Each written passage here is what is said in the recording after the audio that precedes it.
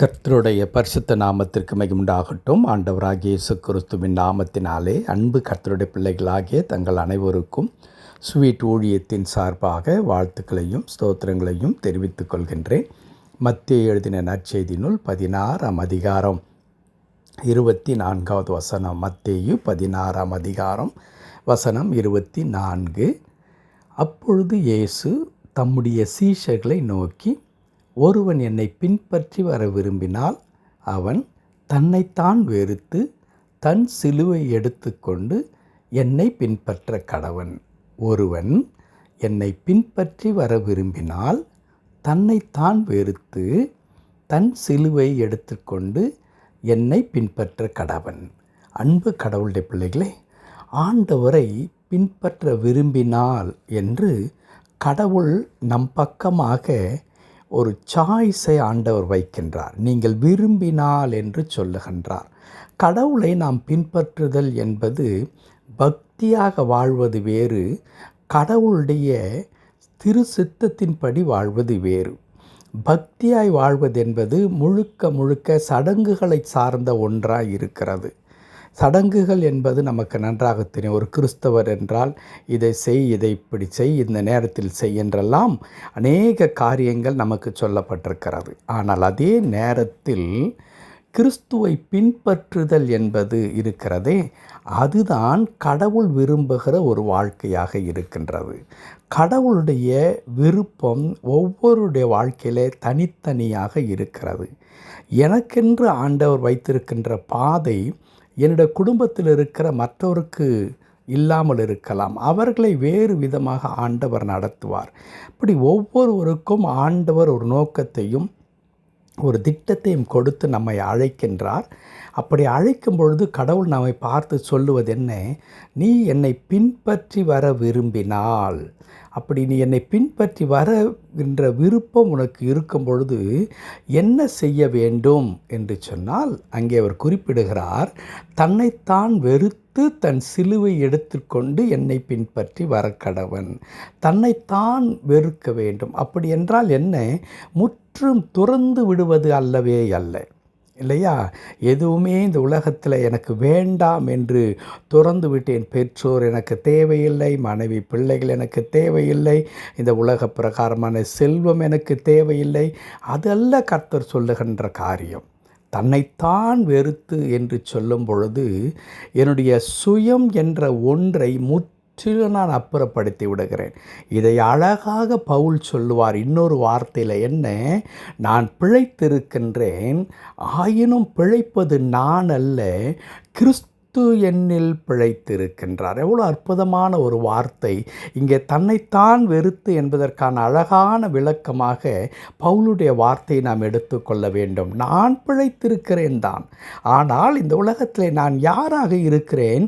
என்னை அடையாளப்படுத்தி, என்னை மேன்மைப்படுத்தி, என்னை முதலாவது வைத்து வாழுகின்ற வாழ்க்கை அல்ல நான் வாழ்ந்து கொண்டிருப்பது. இயேசு கிறிஸ்துவை, என் இரட்சகரை, என்னை அழைத்திருக்கிற ஆண்டவரை பிரதிபலிக்கின்ற அல்லது ஒரு ரெப்ரசன்டேட்டிவாக, ஒரு அம்பாசடராக, ஒரு கடவுளை பிரதிபலிக்கின்ற ஒரு கண்ணாடியாக இந்த உலகத்திலே நான் வாழ்கின்றேன். என் அன்பு கடவுளுடைய பிள்ளைகளே, நம்முடைய முழு விருப்பமும் என்னவாக இருக்க வேண்டும்? கடவுளை பிரியப்படுத்துகின்ற அல்லது கடவுள் எதிர்பார்க்கின்ற அவருடைய நோக்கம் நம்முடைய வாழ்க்கையில் நிறைவேறி கொண்டிருக்கிறதா என்பதை யோசித்து அதற்கு ஏற்ற வண்ணமாய் நம்முடைய வாழ்க்கையை அமைத்து கொள்ளுதல். அதை தான் தன்னைத்தான் வெறுத்து தன் சிலுவை எடுத்துக்கொண்டு என்னை பின்பற்ற கடவன். தன் சிலுவை, தன் சிலுவை. சிலுவை என்பது என்ன? அது வெற்றி சின்னம்தான், அதில் எந்த சந்தேகமும் இல்லை. ஆனால் அதற்கு இன்னொரு முகமும் உண்டு சிலுவைக்கு. அது என்ன? சிலுவை முழுவதும் பாடுகள் நிறைந்த ஒன்று, சிலுவை முழுவதும் வலி நிறைந்த ஒரு அனுபவம், வேதனை நிறைந்த ஒரு அனுபவம், அவமானம் நிறைந்த ஒரு அனுபவம். ஆண்டவர் சொல்லுகின்றார், நீ என்னை பின்பற்றி வர விரும்பினால் நீ பக்தி பக்திமானாக இருப்பதனால் என்னுடைய சீஷனாக நீ இருக்கவே முடியாது. மாறாக என்னை பின்பற்றி வர வேண்டும் என்று சொன்னார். எல்லாரும் புகழ்கின்ற, எல்லாரும் வீதிகளிலே உங்களை பார்க்கும்பொழுது வந்தனம் செலுத்தி நீங்கள் அல்லவோ தேவ மனிதன் என்று புகழ்கின்ற அந்த வாழ்க்கை அல்ல. இன்றைக்கு அநேக மக்கள் அப்படித்தான் நினைக்கின்றார்கள். ஒரு பரவசமான நிலைமையில் அவர்கள் இருப்பதையே விரும்புகிறார்கள். அப்படி விரும்புகிற வாழ்க்கை தான் அவர்கள் கடவுளுக்குள்ளாக இருக்கின்ற வாழ்க்கை என்றும் கருதுகிறார்கள். ஆனால் என் அன்பு கடவுளுடைய பிள்ளைகளே, ஆண்டவர் சொல்லுகின்றார், தன் சிலுவையை எடுத்துக்கொள்ள வேண்டும். இந்த உலகத்தில் உபத்திரவம் உண்டு என்று சொல்லி கொடுத்தார் ஆண்டவர். இன்றைக்கு அநேக பாடுகள் வழியாக நாம் கடந்து போகிறோம். எப்படி எனக்கென்று ஒரு பிரத்யேக வழியை கடவுள் வைத்திருக்கிறார், அது என் குடும்பத்தாருக்கு இல்லாமல் இருக்கலாம், அது வேறு விதமாக இருக்கும் என்று சொன்னேனோ, அதே வண்ண பாடுகள் கூட அப்படித்தான்.